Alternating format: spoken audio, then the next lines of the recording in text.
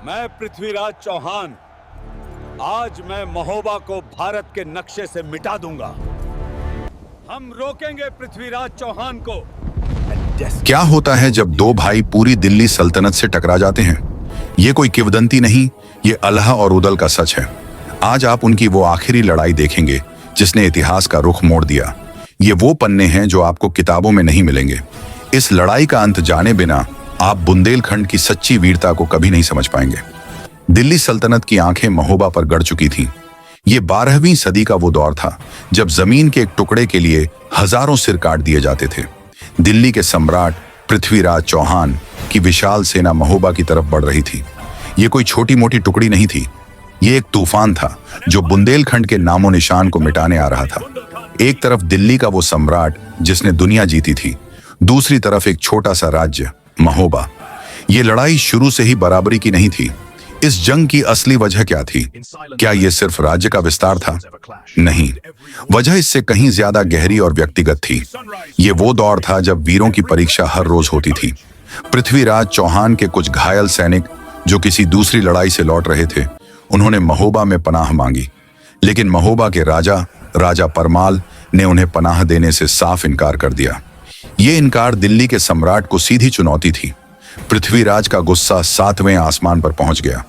उन्होंने कसम खाई वो इस अपमान का बदला लेंगे और महोबा को मिट्टी में मिला देंगे। महोबा के किले में खौफ का माहौल था। राजा परमाल जानते थे कि वो अपनी सेना के दम पर दिल्ली को एक दिन भी नहीं रोक सकते। उनका सारा घमंड, उनकी सारी अकड़ अब डर में बदल चुकी थी। महोबा की गलियों में सन्नाटा पसर गया था। हर कोई जानता था कि अंत बहुत करीब है। औरतें अपने बच्चों को घरों में छिपा रही थीं। सैनिक जानते थे कि ये उनकी आखिरी रात हो सकती है। लेकिन एक सवाल सबके मन में था, महोबा के वो दो सबसे बड़े रक्षक कहाँ थे? वो दो भाई जिनके नाम से दुश्मन कांप उठते थे, वो योद्धा जिन्हें मां शारदा का वरदान प्राप्त था, अल्लाह और उदल। महोबा की असली ताकत, वो अपनी ही धरती की रक्षा के लिए मौजूद नहीं थे। आप सोच रहे होंगे ऐसा कैसे हो सकता है? अपनी मातृभूमि पर हमला हो रहा हो और उसके सबसे बड़े योद्धा ही गायब हों। इसका जवाब था राजा परमाल का अपना घमंड। कुछ समय पहले राजा परमाल ने एक छोटी सी कहासुनी पर अपने सबसे वफादार सेनापतियों अल्लाह और तुम दोनों की जरूरत नहीं है मुझे अपमानित किया था। सिर्फ अपमानित नहीं, उन्हें देश निकाला दे दिया गया था। दोनों भाई अपने स्वाभिमान की रक्षा के लिए महोबा छोड़कर कन्नौज के राजा जयचंद के पास चले गए थे। अब पृथ्वीराज की सेना ने महोबा को चारों तरफ से घेर लिया था। किले के बाहर लाखों सैनिक मौत बनकर खड़े थे। अंदर राजा परमाल अपनी खत्म होती उम्मीद को देख रहे थे। उनकी रानी मल्हना ने अपने पति से साफ कहा, अगर महोबा को बचाना है तो सिर्फ दो लोग बचा सकते हैं, अल्लाह और उदल। परमाल का सिर शर्म से झुका था। जिस राजा ने उन्हें निकाला था वो अब किस मुंह से मदद मांगे? रानी मल्हना ने एक आखिरी पत्र लिखा। एक दूत को अपनी जान पर खेलकर कन्नौज भेजा गया। वो दूत अल्लाह उदल तक पहुंच गया। उसने महोबा की बर्बादी की खबर सुनाई। उसने बताया कि कैसे उनकी धरती, उनके लोग दिल्ली के हाथों कुचले जाने वाले हैं। अल्लाह और उदल ने वो खत पढ़ा। उनके सामने दो रास्ते थे, या तो अपने अपमान का बदला लेते और महोबा को जलने देते, या फिर उस राजा को माफ कर देते जिसने उन्हें घर से निकाल दिया था। उनके लिए अपमान से बड़ी मातृभूमि थी। अल्लाह और उदल के खून में गुस्सा नहीं, वफादारी उबाल मार रही थी। वो जानते थे कि यह वक्त राजा से नफरत का नहीं, बल्कि राज्य से प्यार निभाने का है। उन्होंने कन्नौज के राजा जयचंद से इजाजत मांगी। ये बहुत मुश्किल था। जयचंद नहीं चाहता था कि उसके दो सबसे बड़े योद्धा उस महोबा को बचाने जाएं, जिसका राजा परमाल उसका भी दुश्मन था। उसने उन्हें रोकने की कोशिश की। उसने समझाया कि महोबा का राजा इसी लायक है, लेकिन उदल ने जवाब दिया, राजा आते जाते रहते हैं, महाराज धरती वही रहती है। हम उस मिट्टी का कर्ज चुकाने जा रहे हैं जिसने हमें जन्म दिया। जयचंद को उनकी जिद के आगे झुकना पड़ा। दोनों भाई बिजली की रफ्तार से महोबा के लिए निकले। जब वो महोबा के टूटे हुए दरवाजों पर पहुंचे तो पूरे शहर ने उन्हें देखा। मरी हुई उम्मीदों में अचानक जान आ गई। लोगों की आंखों में आंसू थे। राजा परमाल खुद किले से नीचे उतरे। उनका सिर शर्म से झुका हुआ था। उन्होंने दोनों भाइयों से अपने के अपमान के लिए माफी मांगी। तब अल्लाह ने सिर्फ इतना कहा, महाराज, ये वक्त माफी का नहीं, युद्ध का है। हम यहाँ आपके लिए नहीं, महोबा की मिट्टी के लिए लड़ने आए हैं। उस रात युद्ध की रणनीति बनी। दुश्मन की सेना एक समंदर थी और महोबा की सेना बस एक तालाब। पृथ्वीराज के पास एक से बढ़कर एक सेनापति थे। महोबा के पास थे सिर्फ 2 भाई, पर ये 2 भाई ही लाखों पर भारी थे। उदल, जो हमेशा से ज्यादा गुस्सैल और निडर थे, उन्होंने भरी सभा में प्रतिज्ञा ली। कल का सूरज ढलने से पहले दिल्ली की सेना को बुंदेलखंड की ताकत का अंदाजा हो जाएगा। अगली सुबह किले के फाटक खुले। एक तरफ दिल्ली की लाखों की सेना, दूसरी तरफ हाथ में नंगी तलवारें लिए अलह और उदल। ये युद्ध नहीं था, ये आत्महत्या लगती थी। पर लोगों को यह अंदाजा नहीं था कि इन भाइयों को साधारण इंसान समझना सबसे बड़ी भूल थी। उन्हें मां शारदा का वो वरदान प्राप्त था जो उन्हें अजेय बनाता था। युद्ध का बिगुल बजा। उदल, जो सब्र करना नहीं जानते थे, अपने घोड़े पर सवार होकर दुश्मन की सेना में ऐसे घुस गए जैसे कोई शेर भेड़ों के झुंड में घुसता है। वो एक इंसान नहीं, तूफान की तरह लग रहे थे। जहां तक उनकी नजर जाती, सिर्फ कटे हुए सिर दिखते। दिल्ली के सैनिक समझ ही नहीं पा रहे थे कि ये एक अकेला आदमी है या कोई दैवी शक्ति। उदल ने पृथ्वीराज की पहली व्यूह रचना को अकेले दम पर तहस नहस कर दिया। वो लड़ नहीं रहे थे, वो कत्लेआम मचा रहे थे। दिल्ली की सेना में खलबली मच गई। उदल का एक ही मकसद था, पृथ्वीराज चौहान तक पहुंचना। वो सेना को चीरते हुए बेतहाशा आगे बढ़ रहे थे। तभी पृथ्वीराज ने अपना सबसे बड़ा दांव खेला। वो जानता था कि उदल को ताकत से नहीं, दिमाग से रोकना होगा। उसने अपने सबसे खूंखार सेनापति को आगे किया। उदल, जो जीत के जोश में थे, सीधा आगे बढ़े।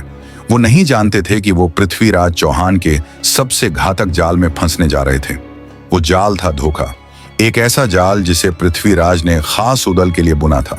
पृथ्वीराज चौहान जानते थे कि उदल को ताकत से आमने सामने के युद्ध में हराना नामुमकिन है। जैसे ही उदल जीत के जोश में दुश्मन की सेना के केंद्र में पहुंचे, वो रुक गए। उन्होंने देखा कि वो चारों तरफ से घिर चुके हैं। ये कोई आम घेराबंदी नहीं थी, ये एक चक्रव्यूह था। पृथ्वीराज के सबसे खूंखार सेनापति काका कान्ह और चामुंडा राय अपनी पूरी टुकड़ियों के साथ सिर्फ उदल का इंतजार कर रहे थे। ये युद्ध नहीं था, ये हत्या की एक सोची समझी साजिश थी। उदल मुस्कुराए, उन्हें मौत का डर नहीं था। उन्होंने अपनी तलवार घुमाई और अकेले ही हजारों से भिड़ गए। वो एक इंसान नहीं, साक्षात महाकाल लग रहे थे। जहां उनकी तलवार चलती, वहां लाशों के ढेर लग जाते। दिल्ली के सैनिक डर के मारे पीछे हटने लगे। उन्हें यकीन हो गया था कि इस अकेले आदमी को मारना नामुमकिन है। उदल उस चक्रव्यूह को तोड़कर बाहर निकलने ही वाले थे। तभी दिल्ली के सेनापतियों ने वो किया जो युद्ध के इतिहास में एक काला धब्बा बन गया। उन्होंने युद्ध के सारे नियम तोड़ दिए। जब उदल एक सैनिक से लड़ रहे थे, तभी काका कान्ह ने पीछे से उन पर वार किया। ये धोखा था, ये पीठ पर छुरा घोंपना था। उदल चौंके। उन्होंने मुड़कर कान्ह को देखा और अगले ही पल कान्ह का सिर धड़ से अलग कर दिया। पर वो एक पल की चूक महंगी पड़ गई।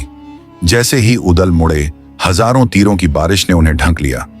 एक भाला पीछे से आया और उनकी छाती को चीरता हुआ निकल गया। अजय उदल जमीन पर गिर पड़े। उनके गिरते ही पूरी दिल्ली की सेना ने जीत का जश्न मनाया। उन्हें लगा कि उन्होंने महोबा की रीढ़ की हड्डी तोड़ दी है। ये खबर एक तीर की तरह अलह तक पहुंची। उदल नहीं रहे। अलह, जो हमेशा शांत और रणनीतिकार माने जाते थे, उस पल पत्थर बन गए। उन्होंने अपने छोटे भाई का शव युद्ध के मैदान में देखा। उन्होंने देखा कि कैसे दुश्मन के सैनिक उनके भाई के शव का अपमान कर रहे हैं। बस वही आखिरी पल था। कहते हैं उस दिन महोबा की धरती ने एक भाई का वो रूप देखा जो देवताओं को भी डरा दे। अलह का सारा दुख, उनका सारा संयम एक भयानक ज्वालामुखी बनकर फट पड़ा। ये वो अलह नहीं थे जिन्हें दुनिया जानती थी। ये एक घायल शेर था। उन्होंने अपनी म्यान से वो तलवार निकाली जिसे उन्होंने सालों से हाथ नहीं लगाया था। ये कोई आम तलवार नहीं थी। ये वो खंडा था जो उन्हें सीधे मां शारदा से मिला था, अमृता के वरदान के साथ। अलह ने अपनी तलवार आसमान की तरफ उठाई। उनकी आंखों में आंसू नहीं, खून था। उन्होंने एक प्रतिज्ञा ली, एक ऐसी प्रतिज्ञा जिसने पृथ्वीराज चौहान की किस्मत को हमेशा के लिए लिख दिया। अलह ने दहाड़ लगाई, जिस दिल्ली ने मेरे भाई को छला है, उस दिल्ली का सम्राट आज मेरे हाथों से नहीं बचेगा। ये सुनते ही पृथ्वीराज की सेना, जो अभी अभी जश्न मना रही थी, डर से कांप उठी, क्योंकि वो सब जानते थे उदल से 1000 गुना ज्यादा खतरनाक योद्धा अलह थे। अलह ने अपना घोड़ा पृथ्वीराज की तरफ दौड़ा दिया।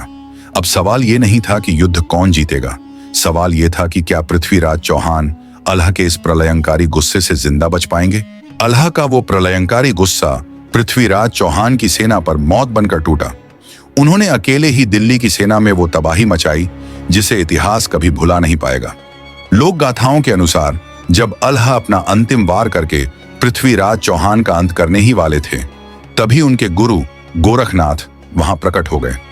उन्होंने अल्लाह को रोका और उन्हें मां शारदा के अमृता के वरदान की याद दिलाई। उन्होंने समझाया कि उनका इस धरती पर काम पूरा हो चुका है। अपने गुरु का आदेश मानकर अल्लाह ने अपनी तलवार हमेशा के लिए म्यान में रख ली और युद्ध के मैदान से सदा के लिए अंतर्ध्यान हो गए। कहते हैं वो वीर योद्धा आज भी अमर हैं। अल्लाह और उदल की ये अंतिम लड़ाई सिर्फ हार या जीत की नहीं थी। ये कहानी है अपने स्वाभिमान की, अपनी मिट्टी से वफादारी की। ये वो बलिदान है जो दिखाता है कि जब बात मातृभूमि की आती है तो एक सच्चा योद्धा निजी अपमान को भी भूल जाता है। अगर इस कहानी ने आपके दिल को छुआ है तो इस वीडियो को एक लाइक जरूर दें। इन महान योद्धाओं के बलिदान पर आपकी क्या राय है, हमें कमेंट में जरूर बताएं। और ऐसी ही अनसुनी ऐतिहासिक कहानियों को जानने के लिए आवाज अंतार को सब्सक्राइब करना न